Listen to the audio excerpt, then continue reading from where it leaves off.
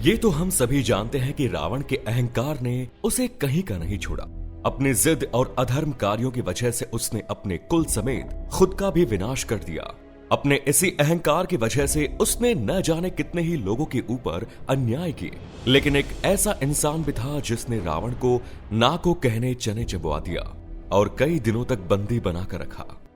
पौराणिक कथाओं की माने तो ये बात तब की है जब एक बार सहस्त्रबाहु अपनी रानियों के साथ नर्मदा नदी के किनारे हंसी ठिठोली कर रहे थे कि तभी सहस्त्रबाहु की एक पत्नी ने उसे नर्मदा के बहाव को रोकने के लिए कहा और सहस्त्रबाहु ने अपनी बाहें फैलाकर नर्मदा के बहाव को रोक दिया, जिसकी वजह से पास ही में भगवान शिव की पूजा कर रहे रावण की सारी पूजन सामग्री तेज जल के बहाव में बह गई। रावण में भले ही लाख बुराइयां थी, लेकिन वो भगवान शिव का बहुत बड़ा भक्त था।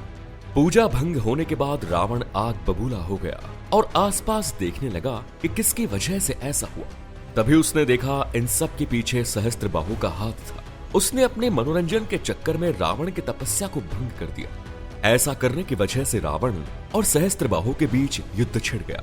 इसमें कोई शक नहीं है कि रावण बहुत ही शक्तिशाली था, लेकिन रावण के पास जहां 10 सर थे वैसे ही सहस्त्रबाहु के 1000 हाथ थे।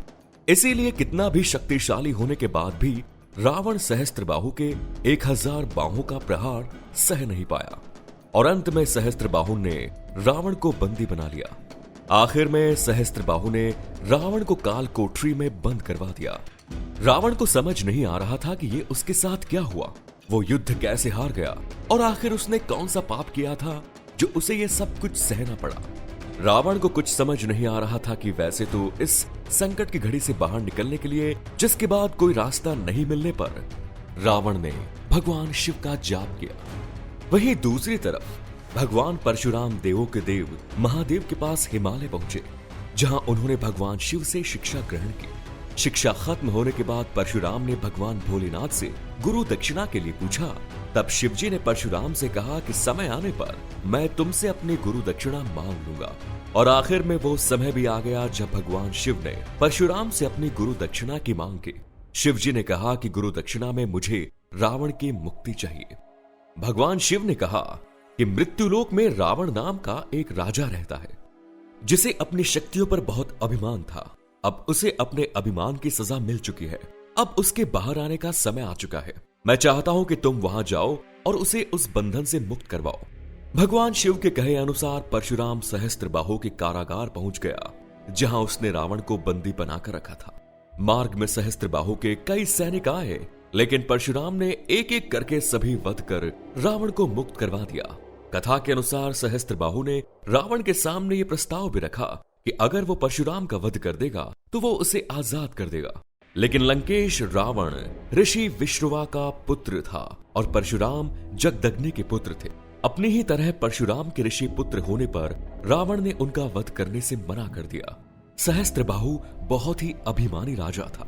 वो ऋषियों को कुछ नहीं समझता था। एक बार सहस्त्रबाहु परशुराम के पिता जमदग्नि के यहाँ पहुंचे। एक राजा को घर आए देख जमदग्नि ऋषि ने सहस्त्रबाहु के लिए राजसी भोजन लगवाया। भोजन देखकर सहस्त्रबाहु चौंक गए। वो सोचने लगे कि एक ऋषि के पास राजसी भोजन कहां से आया। तभी उसे आश्रम की गाय कामधेनु के बारे में पता चला, जिसकी वजह से यह स्वादिष्ट भोजन बनना संभव हो पाता है। परशुराम के पिता जमदग्नि को ये गायें राजा हय ने दान में दी थी। सहस्त्रबाहु गायों को देखकर लालच में आ गया और उसने अपने सैनिकों को आदेश दिया कि इस गाय को महल में ले चलो। सहस्त्रबाहु गाय लेकर चला गया। तभी परशुराम भी हिमालय से वापस आ गए। परशुराम के वापस आने के बाद परशुराम के पिता ने सारी घटना बताई और वो गाय को लेने सहस्त्रबाहु के महल में पहुंच गए। परशुराम गाय वापस तो ले आए, लेकिन उनके सहस्त्रबाहु अपनी हरकतों से बाज नहीं आया। वो एक बार में ऋषि के आश्रम में पहुंच गया। इस बार वो ऐसे समय पर आया जब परशुराम आश्रम में नहीं थे। उसने कामधेनु के लालच में परशुराम के पिता का वध कर दिया और गाय लेकर वहां से चला गया। जब परशुराम वापस आए तब उन्होंने देखा कि उनकी माता पिता के शव के आगे बैठकर विलाप कर रही थी। कहा जाता है कि परशुराम की मां ने 21 बार छाती पीटकर विलाप किया। इसीलिए परशुराम ने प्रतिज्ञा ली कि वो 21 बार इस धरती को क्षत्रिय विहीन कर देंगे। गुस्से में आग बबूला परशुराम सहस्त्रबाहु के पास पहुंचे और बिना समय गवाए उन्होंने सहस्त्रबाहु का वध करके अपने पिता की मृत्यु का प्रतिशोध ले लिया।